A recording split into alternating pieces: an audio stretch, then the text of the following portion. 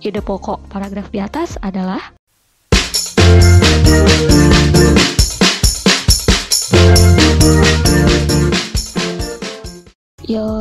Yo, balik lagi nih di channel Lanjut Kemana. Wah, sudah hampir bulan Maret. Pendaftaran akun LTMPT sebentar lagi akan ditutup. Bagaimana persiapan kamu untuk menghadapi PKN STAN? Salah satu syarat lulus PKN STAN tahun ini adalah menggunakan nilai UTBK. Untuk itu, kali ini channel Lanjut Kemana akan membahas soal TPS UTBK materi Bahasa Indonesia. Apa saja? Ini dia.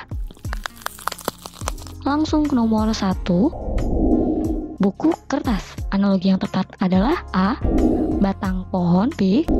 Buah pohon, C. Pohon tunas, atau D. Pensil penghapus. Jawaban yang tepat adalah C. Pohon tunas. Ini dia pembahasannya. Hubungan antara kata buku dan kertas adalah buku berawal dari kumpulan kertas. Analogi yang sesuai adalah pohon dengan tunas. Artinya, pohon berawal dari tunas. Selanjutnya, nomor 2. Beberapa perguruan tinggi negeri atau PTN di Indonesia menyelesaikan program ini bermanfaat untuk menambah pengetahuan dan pengalaman dosen dan mahasiswa tentang budaya dan pembelajaran di PTN lain. Meski sudah dirintis sejak 7 tahun silam, program tersebut baru dimulai tahun ini karena memerlukan penyesuaian pada tiap-tiap PTN. Ide pokok paragraf di atas adalah A. Intensitas kerja sama antar PTN, B. Penyelenggaraan program pertukaran dosen dan mahasiswa antar PTN, C. Kebermanfaatan program pertukaran dosen dan mahasiswa antar PTN, D. Penambahan wawasan dan pengalaman mahasiswa PTN. Jawaban yang tepat adalah B. Penyelenggaraan program pertukaran dosen dan mahasiswa antar PTN. Ini dia pembahasannya. Ide pokok paragraf berada di dalam kalimat utama berbentuk kalimat aktif transitif. Ide pokok paragraf tersebut adalah penyelenggaraan program pertukaran dosen dan mahasiswa antar PTN. Selanjutnya, nomor 3. Bacalah kutipan cerita berikut. Seperti biasa, Ustadz Salman ingin berbeda. Menjelang foto bersama besok, dia mengumpulkan kami. Menurut saya, untuk bisa maju dan berprestasi, kita tidak boleh biasa-biasa saja. Sedang cari bimbel untuk masuk PKN STAN? Gabung ke Bimbel STAN Newton 6 yang sudah berpengalaman lebih dari 15 tahun membantu siswa lulus SPMB PKN STAN. Newton 6 telah membimbing ribuan siswa untuk sukses menjadi mahasiswa PKN STAN. Curi start, persiapkan dirimu untuk hadapi tes PKN STAN dari sekarang bersama Newton 6. Bimbel PKN STAN pilihan nomor 1. Harus mencari yang lebih baik dan berbeda. Setuju? Setuju! Kami mengangguk-angguk. Sudah biasa mendengar bagian ini.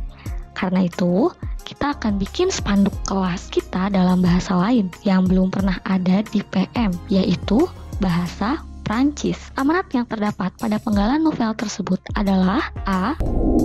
Untuk maju dan berprestasi harus tampil beda. B. Orang yang maju pasti berprestasi dalam bidangnya. C. Untuk maju dan berprestasi harus kreatif dan inovatif. D.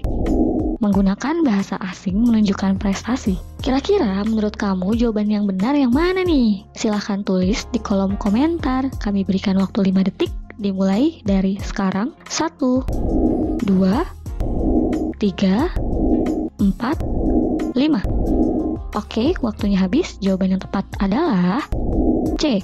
Untuk maju dan berprestasi harus kreatif dan inovatif. Ini dia pembahasannya. Amanat adalah pesan yang ingin disampaikan penulis kepada pembaca melalui cerita yang ditulisnya. Kutipan cerita tersebut berisi nasihat seseorang kepada muridnya untuk maju. Berdasarkan hal itu, amanat yang terdapat dalam kutipan tersebut adalah untuk maju dan berprestasi harus kreatif dan inovatif. Selanjutnya, nomor 4. Bacalah pantun berikut. Biarlah orang bertanam buluh, mari kita bertanam padi. Biarlah orang bertanam musuh, mari kita bertanam budi. Maksud isi pantun tersebut adalah A. Melakukan kebaikan lebih mulia daripada mencari musuh. B. Janganlah mencari musuh supaya tidak berutang budi. C. Budi harus dibalas supaya tidak menimbulkan permusuhan. D.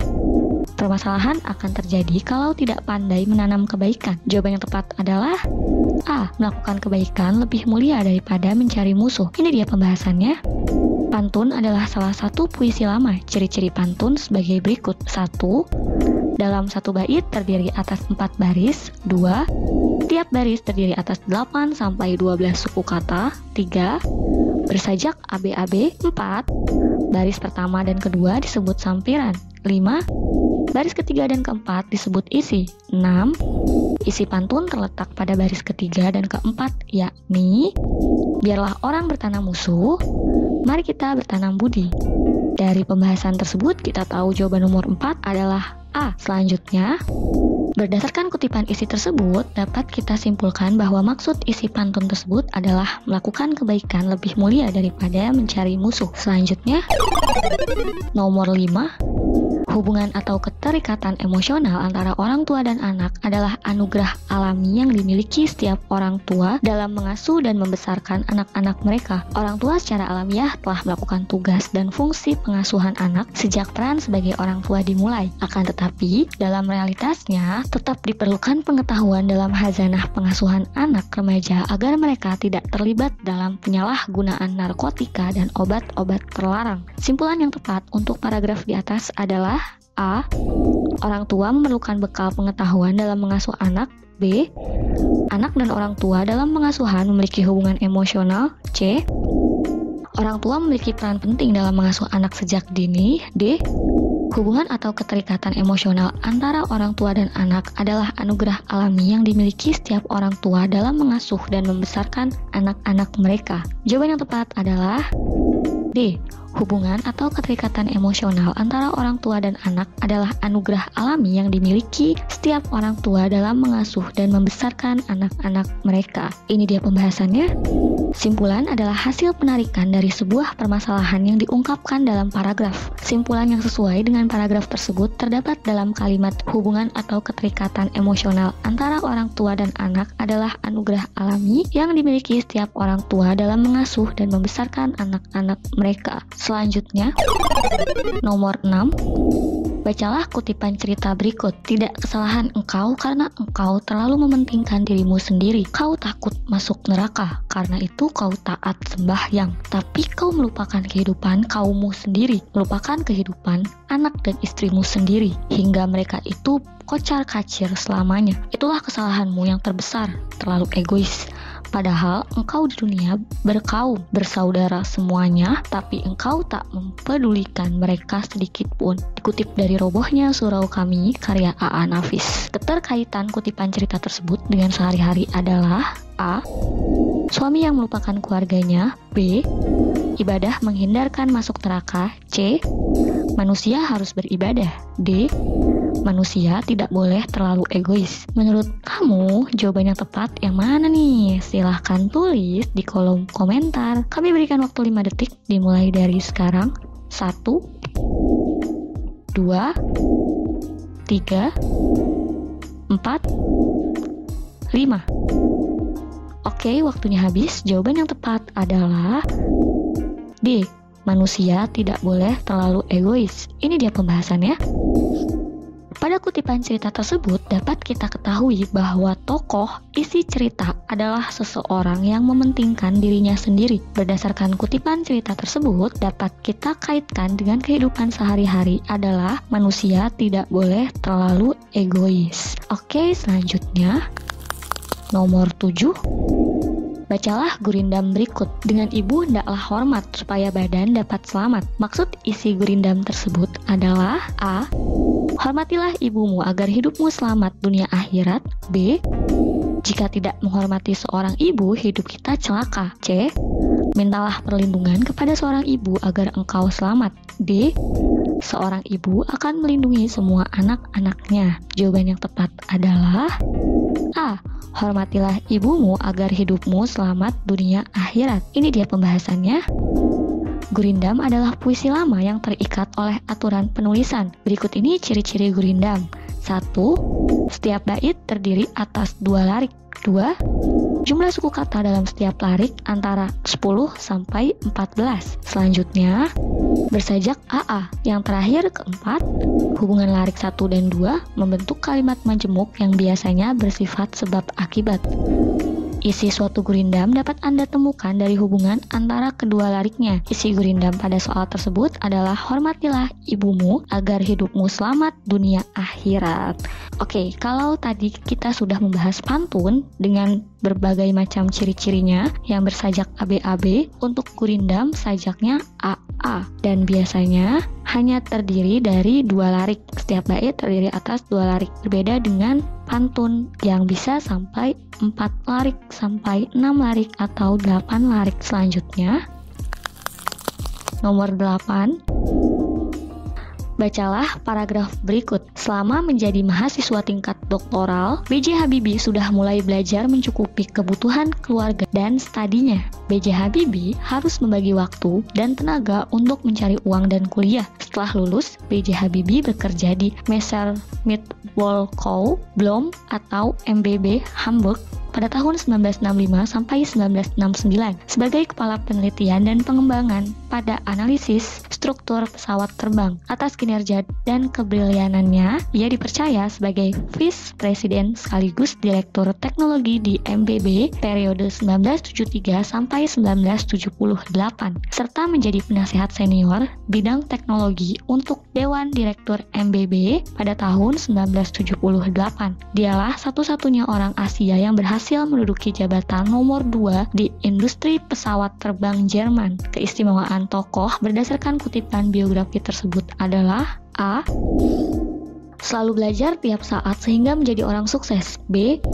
Menduduki jabatan sebagai Vice President sekaligus Direktur Teknologi di MBB. C. Pandai membagi waktu untuk mencari uang dan kuliah. D. Satu-satunya orang Asia yang menduduki jabatan di industri pesawat terbang Jerman. Jawaban yang tepat adalah D. Satu-satunya orang Asia yang menduduki jabatan di industri pesawat terbang Jerman. Ini dia pembahasannya. Keistimewaan adalah hal yang tidak dimiliki oleh orang lain. Keistimewaan yang dimiliki B.J. Habibie adalah satu-satunya orang Asia yang menduduki jabatan di industri pesawat terbang Jerman. Hal tersebut dapat kita ketahui dari kutipan berikut. Dialah satu-satunya orang Asia yang berhasil menduduki jabatan nomor 2 di industri pesawat terbang Jerman. Selanjutnya, nomor 9. Hutan merupakan penopang kelestarian kehidupan di bumi karena tidak hanya menyediakan bahan pangan ataupun bahan produksi, melainkan juga menjadi penghasil oksigen, penahan lapisan tanah, dan penyimpan cadangan air. Kalimat di atas menjadi kalimat baku apabila diperbaiki dengan cara A. Menambahkan tanda koma sebelum kata karena. B. Menulis kembali kata hutan setelah kata karena. C. Mengubah kata ataupun menjadi dan. D. Mengubah kata melainkan menjadi tetapi. Jawaban yang tepat adalah D. Mengubah kata melainkan menjadi tetapi. Ini dia pembahasannya. Kalimat baku adalah suatu kalimat yang sesuai dengan aturan-aturan atau kaidah pembentukan kalimat berdasarkan ejaan yang telah disempurnakan atau EYD. Selanjutnya, nomor 10. Bacalah paragraf berikut. Ibu tak mau mengadukan penjarahan itu dalam rapat desa, juga tak pernah mau mengungkit-ungkitnya dalam percakapan di rumah. Dia selalu berusaha menenteramkan perasaan kehilangan yang bergejolak di dalam hati anak-anaknya. Juga di dalam hatinya sendiri, dia memilih diam untuk menghindari pertikaian, karena dia tahu kematian suaminya, ayah kami, masih saja dianggap sebagai keniscayaan, karena keterlibatan ayah dalam pematokan tanah para tuan tanah dengan berlindung di balik undang-undang pokok agrarian yang berlaku ketika itu, ketika aku berusia belasan. Nilai yang terkandung dalam penggalan cerpen di atas adalah A. Contoh perilaku yang lebih mengutamakan kedamaian. B. Sikap berpura-pura merupakan persoalan kadang-kadang memang perlu. C. Contoh moral yang baik yaitu mudah memaafkan. D. Nilai kekeluargaan yang baik yaitu menyayangi anak-anaknya. Jawaban yang tepat adalah A. Contoh perilaku yang lebih mengutamakan kedamaian. Ini dia pembahasannya. Nilai adalah suatu hal positif yang dapat diperoleh pembaca berdasarkan isi cerita. Kutipan tersebut memiliki nilai, yaitu contoh perilaku yang lebih mengutamakan kedamaian. Hal itu dapat kita ketahui berdasarkan kutipan berikut. Ibu tak mau mengadukan penjarahan itu dalam rapat desa, juga tak pernah mau mengungkit-ungkitnya dalam percakapan di rumah. Dia selalu berusaha menenteramkan perasaan kehilangan yang bergejolak di dalam hati anak-anaknya. Wah, menarik sekali bukan materi yang kami berikan untuk kamu? Mudah-mudahan bermanfaat. Jika dengan menonton video tersebut kamu masih bertanya-tanya atau ingin lebih memahami materi tentang TPS, silakan kunjungi bimbel stan Newton 6 di newton6.com atau hubungi nomor CS, atau kamu penasaran dengan kampus STAN yang ada di daerah Bintaro? Tenang, bimbel kami terletak di dekat kampus STAN. Cek alamatnya di deskripsi. Silahkan kunjungi bimbelcpns.net untuk informasi bimbel CPNS atau bimbelkedinasan.com untuk informasi bimbel kedinasan. Untuk mengukur kemampuan kamu, silahkan ikuti tryout online gratis di Bimbingan Kedinasan. Buka Instagram Bimbingan Kedinasan atau media sosial kami lainnya. Kali ini, channel Lanjut Kemana akan menginformasikan tryout gratis di Bimbingan Kedinasan. Bagaimana cara pendaftarannya? Ini dia. Yang pertama, kamu buka Instagram Bimbingan Kedinasan. Jangan lupa diikuti. Setelah itu, chat admin WhatsApp di nomor 087781020092. Selanjutnya, kamu akan dapat balasan WhatsApp dari CS Tryout berupa link untuk mendaftar. Ini dia linknya, https newton6.com/tryout gratis. Selanjutnya, peserta melengkapi persyaratan. Jadi ketika kamu sudah mendaftar melalui link tersebut, kamu akan disuruh mengirimkan persyaratan ke nomor CS Tryout, yaitu 087781020092. Selanjutnya, kamu akan mendapat balasan dari CS Tryout berupa WhatsApp yang berisi registrasi ulang untuk mendapatkan email dan password untuk klaim voucher pada link yang telah dikirimkan CS Tryout. Selanjutnya, tunggu tanggal mulai bisa akses dan masukkan akun email serta password. Selanjutnya, pelaksanaan tryout. Oke, itu tadi informasi tryout online gratis di Bimbingan Kedinasan. Untuk informasi lebih lanjut, silahkan hubungi nomor CS atau kunjungi Instagram Bimbingan Kedinasan. Jangan lupa subscribe, like, serta tekan tanda lonceng untuk mendapatkan informasi terupdate dari kami.